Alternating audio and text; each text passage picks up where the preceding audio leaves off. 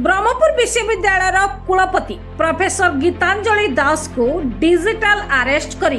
तांको bank account रु 14 लाख टंका लुटि नेबा घटना रे क्राइम ब्रांच रो साइबर शाखा और ब्रह्मपुर पुलिस को मिली सफलता। घटना रे ब्रह्मपुर साइबर थाना रो स्वतंत्र टीम गुजरात रु 2 जण साइबर अपराधी को गिरफ्त करिछि। सेमाने हेले गुजरात भाबानगर नीलमबाग थाना अंतर्गत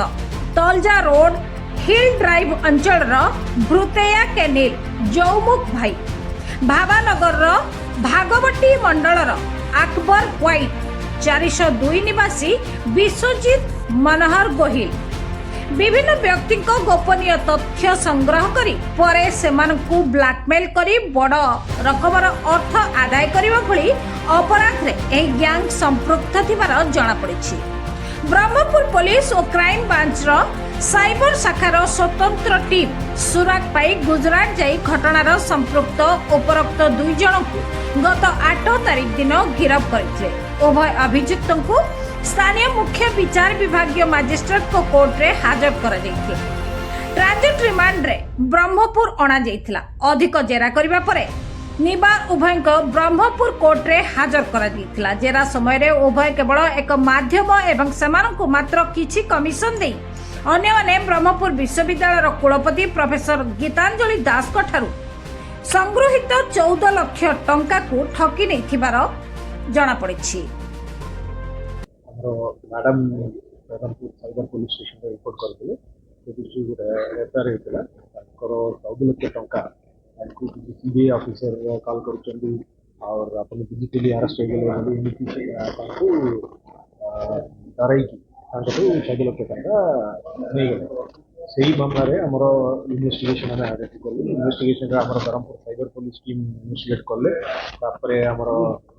क्राइम ब्रांच भी आमको सहयोग कले। से फाइनाली आम जानवा पाइले गुजरात में भावनगर में टंका वगैरह वितरा होती बेसिस आम गोटे टीम पटेलु गुजरात से टीम से जाकि सदन कर 2 लोक को अरेस्ट करके आनी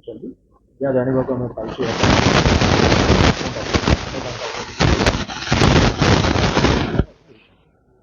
से मामलें वर्तमान आम ये 2 लोग को आहरी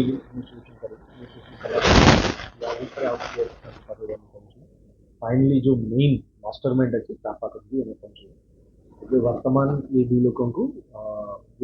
केस अरेस्ट होगी कोर्ट फॉरवर्ड करा 8 तारीख से गुजरात अरेस्ट करते आज से इन्वेस्टिगेशन बहुत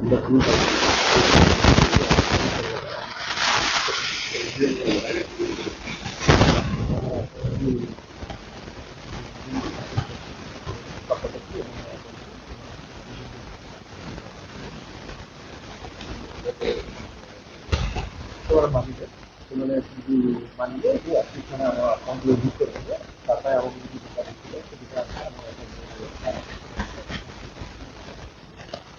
और जो मीन एप्लीकेशन की हाउ गुड हमारा जो मीन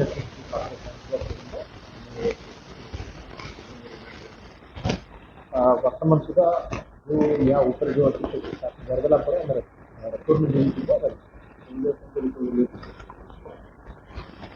टंका रिपोर्ट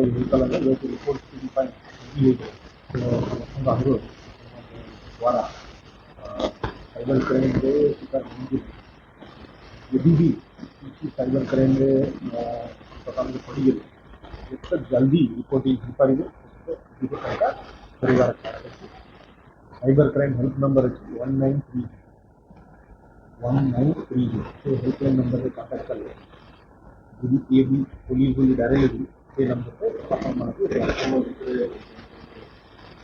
पर जल्दी हो पारे।